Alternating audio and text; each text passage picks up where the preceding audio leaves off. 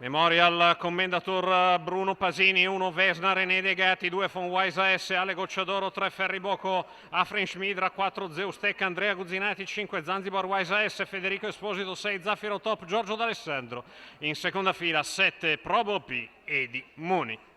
Si ritrae Zaffiro Top, stacco della macchina, partiti.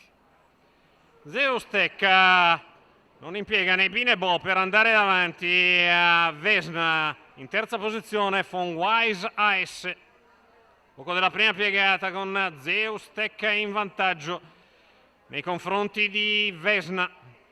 Von Wise i 200 iniziali sull'abbrivio in 14 secco.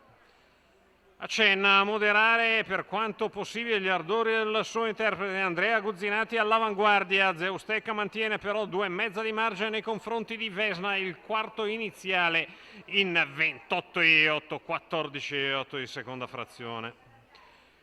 Terzo in corda è Von Wise AS.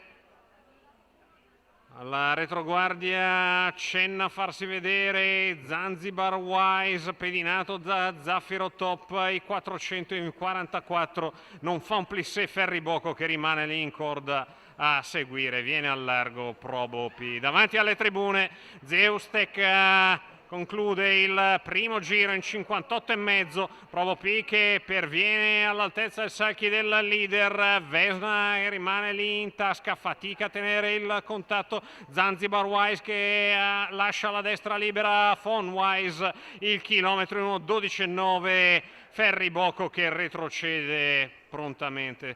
A 500 metri dalla conclusione Zeus stecca in vantaggio nei confronti di Probo P.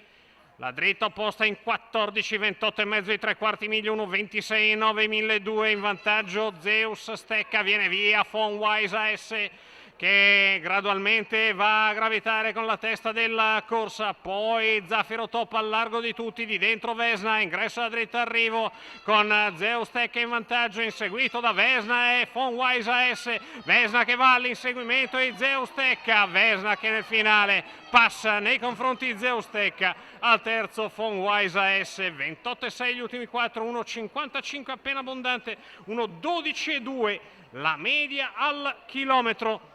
Per il ritorno al successo di Vesna, René Legati, Alessandro Gocciadoro che